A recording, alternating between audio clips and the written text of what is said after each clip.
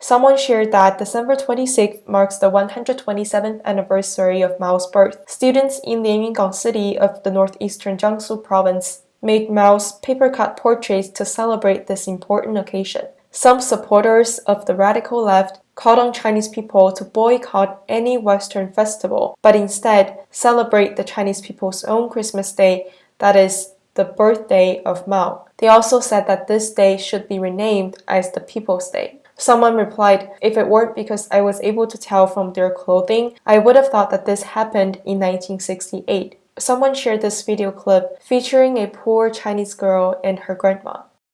我没钱直接点瓶子。这个是你外婆吗？是。这瓶子是你捡的呀？2-3块，我们就吃土豆。就吃土豆。因为家里面没米。爸爸和妈妈离婚了。妈妈去做15年的牢了。如果妈妈对你生气，我想跟他说，我们两个永远会不会离开的。Someone commented, recently Xi Jinping publicly declared victory over the battle against poverty in China, but it's quite clear that this family was not one of his targets. Upon seeing children like her, who would not wonder why would the Chinese government sponsor African students, waive their tuition, provide them with free food, and even invite them to study at Chinese universities? Has it ever treated children like her as its own citizens? Someone shared that according to Chinese state media, a ceremony was held at Yangon University in Myanmar, during which the Bank of China and the China Foundation for Poverty Alleviation jointly made donations of 10,000 yuan to 16,000 Myanmar students. At the ceremony, China's ambassador to Myanmar, Chen Hai, said, "The Chinese government is heartbroken upon hearing that college students in Myanmar can no longer continue their studies due to poverty." He allegedly promised that the Chinese government would not allow a single college student in Myanmar to be forced to drop out due to this reason. It is deeply ironic when you compare this story with the earlier one, which exemplifies the real story of poor children in communist China. Someone replied, "The Chinese government treats the Chinese people as opponents and foes while abusing their basic rights and freedoms. On the other hand, this stands in stark contrast to the way it treats foreigners. Other than under a traitorous regime, how can this happen?" Someone shared this video clip featuring Chen Xiaoyong, who graduated from China's top university Tsinghua and who received the highest score in STEM subjects in Changsha County in the college entrance examination, which is a test that's similar to the SAT.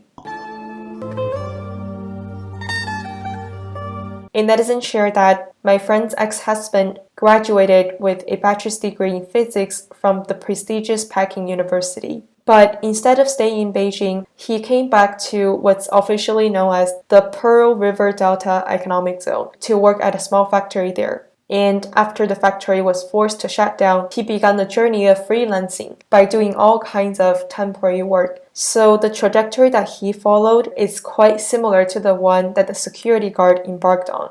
Someone shared this video clip. The man in the video is a delivery worker, but he allegedly has a degree in musical performance.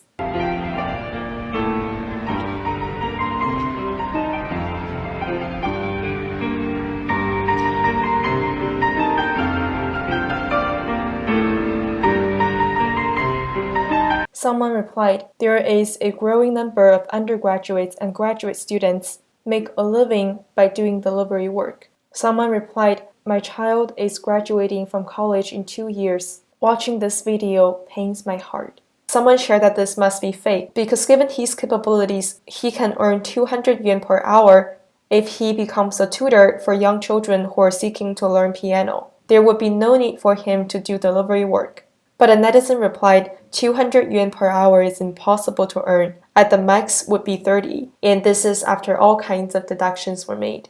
Someone shared that Huawei's chief financial officer Meng Wanzhou has 7 passports. She allegedly spent $18.98 million to purchase her mansion in Vancouver. The luxurious life that the family of Huawei's CEO Ren Zhengfei has been living is a true reflection of similar lives that the rich and the powerful are living in China.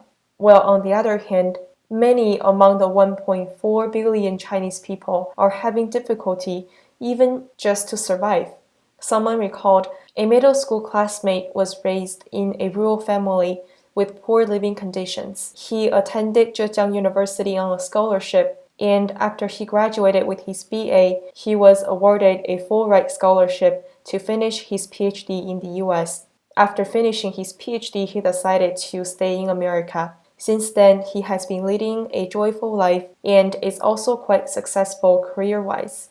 Given his situation, coming from a poor family without power or influence in China, if back then he chose to stay in China, it's more likely than not, and perhaps inevitably, he will have to work his way up in the bureaucratic process where corruption is rampant as he pursues fame and influence. Then, if so, he may end up being in jail at this age, given the nature of elite politics and bureaucratic competition in communist China. But because of his choice, he ended up in a completely different environment, which ultimately had a daunting impact, if not entirely changed the trajectory of his life.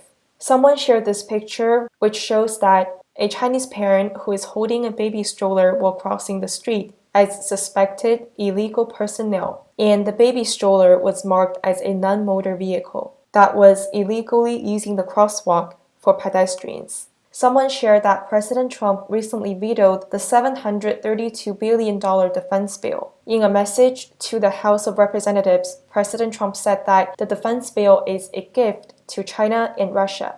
Trump also said he vetoed the annual National Defense Authorization Act because it fails to include critical national security measures, includes provisions that fail to respect our veterans and our military's history, and contradicts efforts by my administration to put America first in our national security and foreign policy actions. This veto, according to One American News, is raising the possibility that the bill setting policy for the Defense Department may fail to become law for the first time in 60 years. Also, according to the presidential veto message to the House of Representatives published on the White House website, President Trump also highlighted Section 230. He said, "No one has worked harder or approved more money for the military than I have, over $2 trillion. During my 4 years, with the support of many others, we have almost entirely rebuilt the United States military, which was totally depleted when I took office. Your failure to terminate the very dangerous national security risk of Section 230 will make our intelligence virtually impossible to conduct without everyone knowing what we are doing at every step. The act fails even to make any meaningful changes to Section 230 of the Communication Decency Act, despite bipartisan calls for repealing that provision. Section 230 facilitates the spread of foreign disinformation online, which is a serious threat to our national security and election integrity. Now the House is planning to override President Trump's veto on December 28th. Someone shared this poster praising President Trump's loyalty to America as well as his courage to stand up and fight against communism. Child, we will take you in. Child, we will bring you home. You'll be a flower that sees the spring, soon a dove flying high.